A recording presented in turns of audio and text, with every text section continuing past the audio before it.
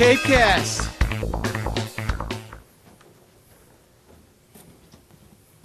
Where's Williams? I need that story pronto.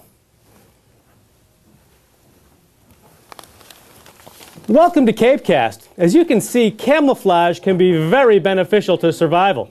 That's what we found out on a visit to Woods Hole and the Marine Biological Laboratory, where we met scientist Roger Hanlon.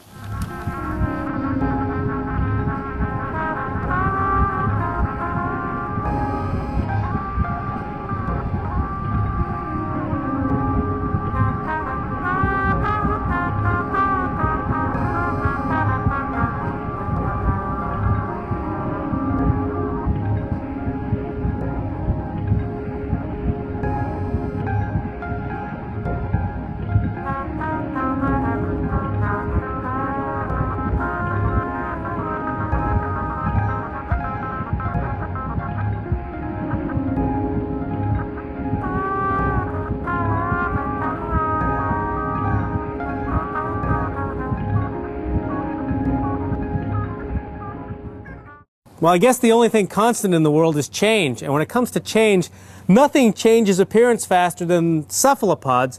Dr. Hanlon, tell us a little bit about your work with these animals and how the whole camouflage thing works. Well, it's an interesting concept that the animal that changes the most happens to be an octopus or a squid or a cuttlefish. And we've been studying those for about 30 years, and we have them in our culture here in the Marine Resources Center at MBL. And it seems these animals, at the drop of a hat, just a fraction of a second, are able to adapt to a new surrounding and completely change their appearance. That's exactly right. This animal group will go on any natural background it encounters and will camouflage within a second. So this marvelous capability has captured our attention for a long time when we finally begin to figure out how it really works. How does it work?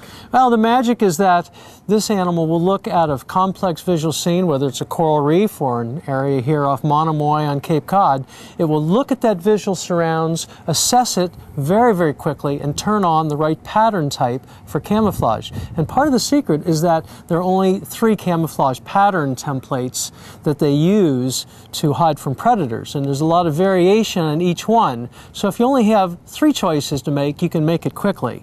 Still, it's vexing how they can do this so quickly, and we don't understand because humans can't do that so well, but the animals are doing it, and they're slowly but surely teaching us how they do it.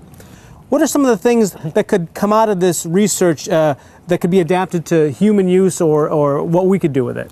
Well, we spend a lot of time studying art and architecture, and we work with folks who are interested in color and pattern change, whether it's for signaling or for camouflage.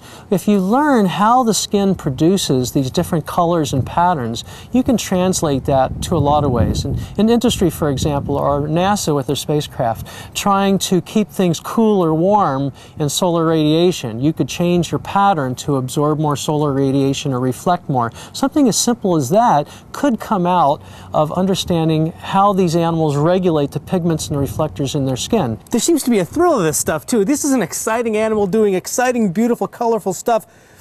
What gets you going about this stuff? What excites you about studying this? It's very simple. I'm just hooked on how bizarre these animals are. They do fascinating optical tricks that are never-ending. I've been studying them for 35 years. They're still surprising me on a weekly basis. And I'm a diving biologist. I spend a lot of time out there where the animals are. And every time we do a field trip, we find some new amazing trick they do that you could never have dreamed up in your wildest dream. So sometimes we say truth is stranger than fiction.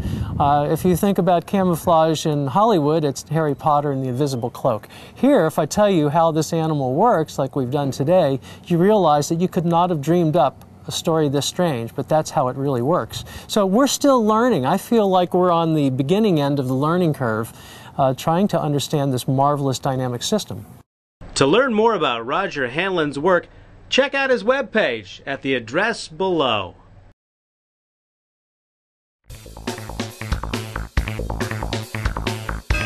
CapeCast.